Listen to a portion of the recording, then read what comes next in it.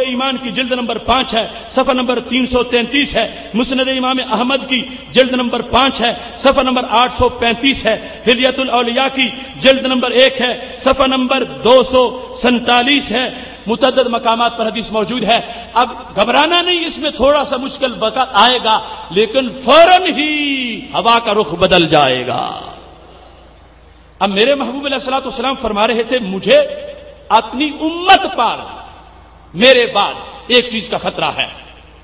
جس وقت یہ کہا، کہتے ہیں قلت، شداد بن اوس کہتے ہیں میں نے پوچھا وما ہوا یا رسول اللہ صلی اللہ علیہ وسلم، وہ خطرہ کس چیز کا ہے؟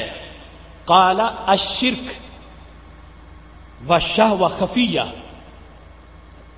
ہمت سے بیٹھنا، ہمیں کچھ نہیں ہوگا، ہماری لج مدینے والی سرکار صلی اللہ علیہ وسلم کے ہاتھ میں ہے، پر مجھے شرک کا خطرہ ہے، اس واسطے میں غمگین ہو کے بیٹھا ہوں۔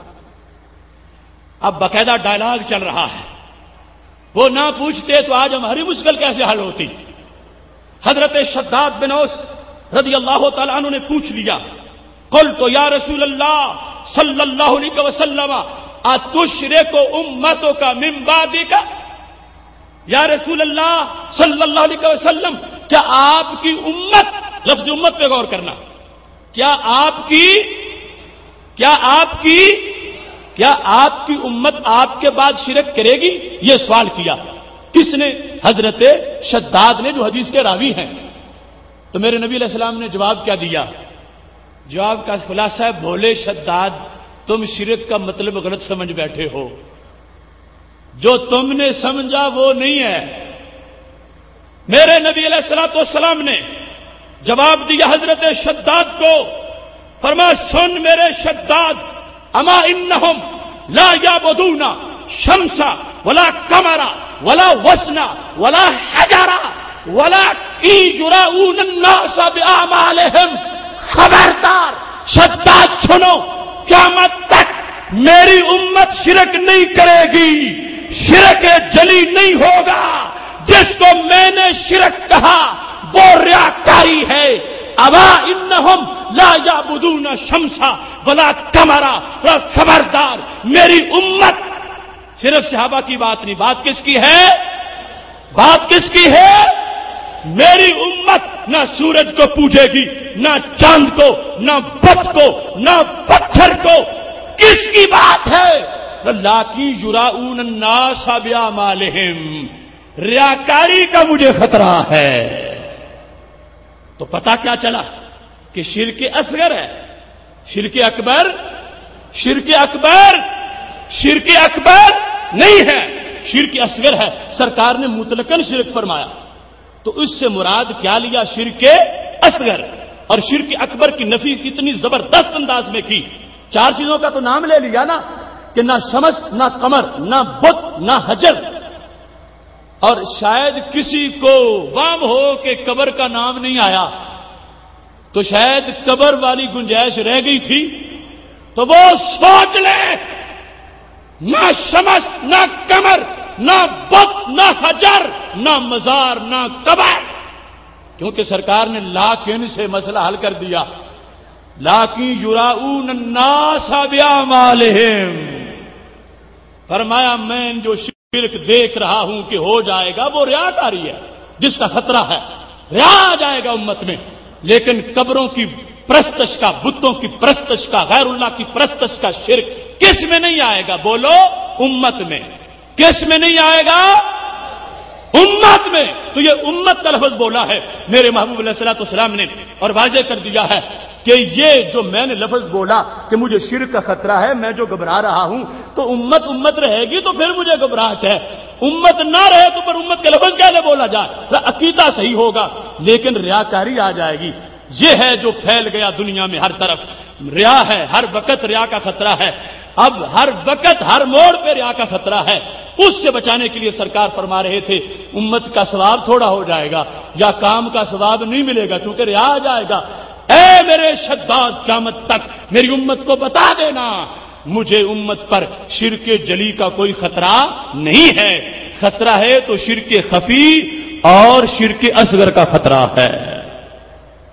یہاں لفظ امت بول کر میں نے بات بیان کی، مجھے ان لوگوں نے اپنی تقریروں میں بہت کچھ کہا کہ لاہور کا ایک ڈاکٹر پہلے نہیں مانتا تھا، اب کچھ مان گیا ہے، کہتا ہے کہ شرک ہوگا مگر وہ شرک اصغر ہوگا۔ تو میں نے کہا یہ اعتراض مجھ پہ نہیں، یہ تو تم سرکار پہ کر رہے ہو، کیونکہ سرکار نے فرمایا تھا مجھے شرک کا خطرہ ہے، اور سرکار نے ہی فرمایا تھا مجھے شرک کا کوئی خطرہ نہیں ہے۔ ایک بخاری میں ہے، دوسری مستدرک میں ہے، تو سرکار سچے ہیں تو پھر جو تعویل ہے وہ بھی سچی ہے کہ جو خطرہ نہیں تھا وہ شرک اکبر کا نہیں تھا، جو خطرہ تھا تو شرک اصغر کا خطرہ تھا۔ ہم نے جو کچھ کہا اس پر آج بھی قائم ہے۔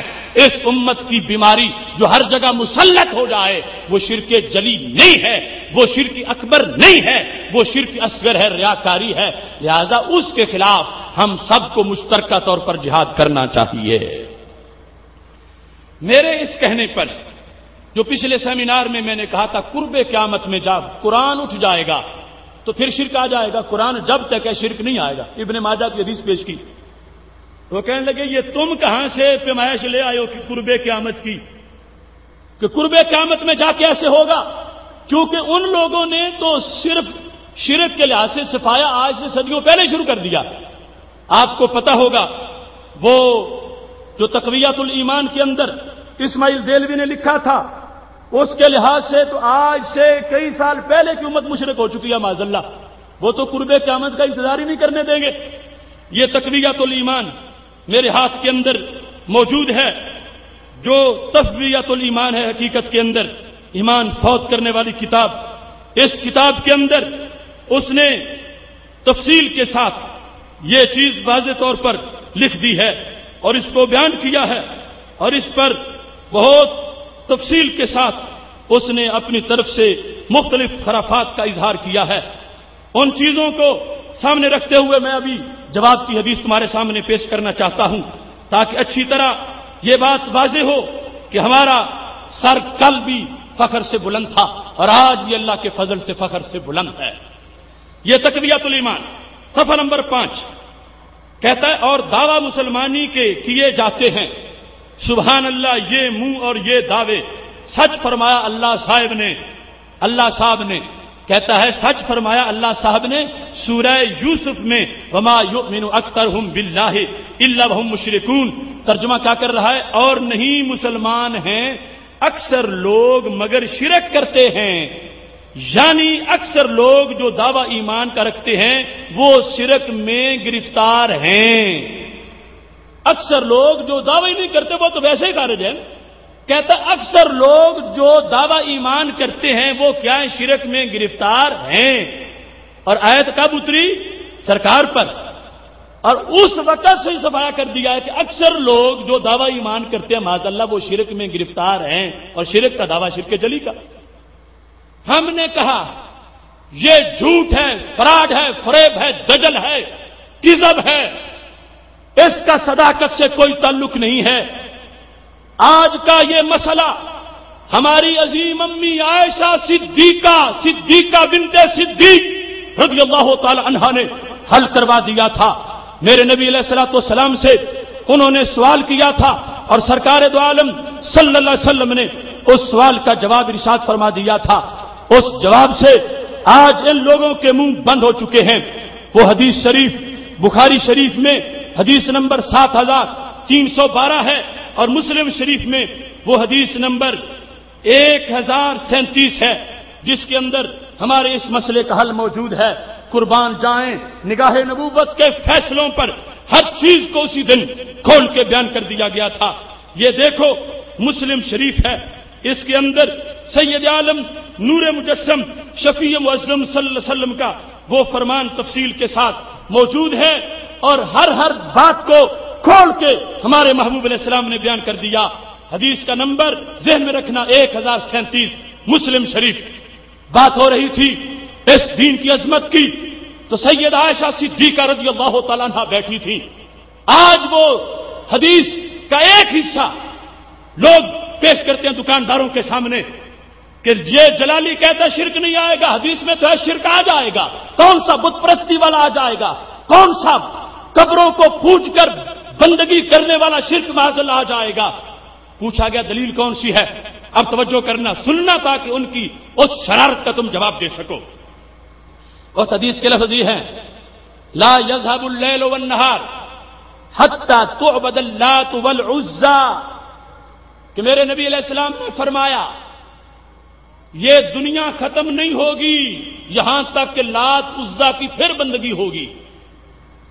دنیا کے خاتمے سے پہلے، دن رات کے جانے سے پہلے، دنیا کے خاتمے سے پہلے پھر لات اور عزا کی بندگی ہوگی۔ تو یہ بگلے بجانا شروع ہو گئے۔ دیکھو تم کہتے ہو کہ ریاکاری والا شرک ہے، ویسے بتوں والا شرک نہیں ہوگا، یہ تو واضح لات عزا کا نام لکھا ہوا، تو وعدہ کا نام موجود ہے، حتی تعبد اللات والعزى، جہاں تک لات عزا کی بندگی کی جائے گی تو پھر قیامت آئے گی۔ تو مستقبل میں ایسا ہوگا، اور ان کے بقول 1.5 صدی پہلے ہو چکا ہے، اور سارے آواز چلی کہتے ہیں برے صغیر کے سارے مشرک ہو گئے معاذ اللہ۔ اب یہ حدیث تم نے سنی، وہ کہتے ہیں کہ قیامت نہیں آئے گی، سرکار نے فرمایا تھا اس سے پہلے لات عزا کی پھر بندگی ہوگی معاذ اللہ، وہ سلسلہ شروع ہو چکا ہے ان کے بقول۔ میں نے اس حدیث کی وضاحت آپ کے سامنے اس وقت پیش کرنے کا عزم کیا ہے، اللہ مجھے اس میں اپنی طرف سے شرح صدر عطا فرمائے۔ یہ بات جو آج یہ کرتے ہیں، بھلا ان کو حدیث کا فیض کیسے ملے؟ عقیدہ نہیں حدیث بیان کرنے والا، عقیدہ یہ ہو کہ کل کی خبر نہیں دے سکتے، اور ثابت کرنا ہو پہ آئیں تو 14ویں صدی کی خبر مان جائیں کہ حدیث میں آیا ہے کہ 14ویں صدی میں 13ویں صدی میں پھر لات عزا کی بندگی شروع ہو جائے گی۔ مت ماری گئی ان لوگوں کی، ان کا عقیدہ افورڈ نہیں کرتا کہ حدیث بیان کرے۔ حدیث بیان کریں تو حافظ الحدیث کے غلام بیان کریں۔ باقاعدہ اس پر ہماری عظیم امی عائشہ صدیقہ رضی اللہ تعالی عنہا نے سرکار سے مکالمہ کیا۔ جب یہ بات سامنے آئی تو پوچھنے لگی میرے محبوب صلی اللہ علیہ وسلم، آپ یہ فرماتے ہو لا يذهب الليل والنهار حتى تعبد اللات والعزى، یہ حدیث آپ کی سچی ہے، لیکن میں نے جو کچھ آپ سے پڑھا اس پر میرے ذہن میں سوال پیدا ہوتا ہے۔ سننا، حضرت عائشہ صدیقہ کی فقاہت، احسان ہے ان کا ہم پہ، وہ نہ پوچھتی تو آج جواب ہمیں کہاں سے ملتا۔ کہنے لگی یا رسول اللہ صلی اللہ علیہ وسلم ان کنت لاظن حين انزل الله هو الذي ارسل رسوله بالهدى ودين الحق ليظهره على الدين كله ولو كره المشركون۔ محبوب میں تو یہ سمجھ بیٹھی تھی اور سمجھا ہوا ہے کہ جب آیت اتر گئی ہے، اللہ اپنا تعارف یوں کروا رہا ہے کہ اللہ وہ اللہ ہے جس نے اپنے رسول کو حق کے ساتھ بھیجا، دین پر حق دے کے بھیجا، ہدایت کے ساتھ بھیجا۔ کیوں؟ لِیُظْہِرَہُ عَلَى الدِّینِ کُلِّہ، کہ وہ اس دین کو ہر دین پہ غالب کر دے۔ وَلَوْ کَرِہَ الْمُشْرِکُونَ، اگرچہ مشرکوں کو پسند نہ آئے۔ تو کہنے لگی محبوب میں نے تو یہی سمجھا ہوا ہے کہ اب شرک نہیں آئے گا، چونکہ دین غالب ہوگا تو یہ مطلب ہے کہ شرک کی جڑیں کٹ گئیں، اب شرک نہیں ہوگا۔ میں آج سے سمجھ بیٹھی، آپ نے سمجھایا تھا، میں نے اسلام کی عظمت کو جو سمجھا ہے تو یہ ہے اب نہ کوئی نیا نبی آئے گا۔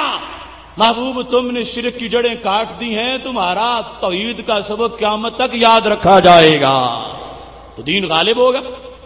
تو پھر اس کا مطلب کیا بنا کہ لات عزا کی بندگی پھر ہو جائے گی؟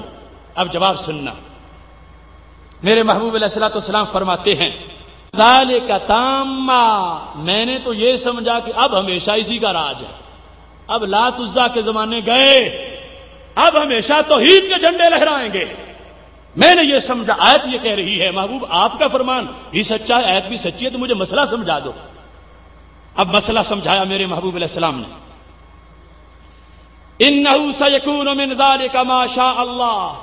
عائشہ سن لو، میری حدیث بھی سچی ہے، میرا قرآن بھی سچا ہے، اپنے بچوں کو قیامت تک سمجھا دینا کیا مطلب ہے قرآن کا اور کیا مطلب ہے نبی علیہ السلام کے فرمان کا؟ فرماتے ہیں اس دین کو عروج ملے گا، ہر طرف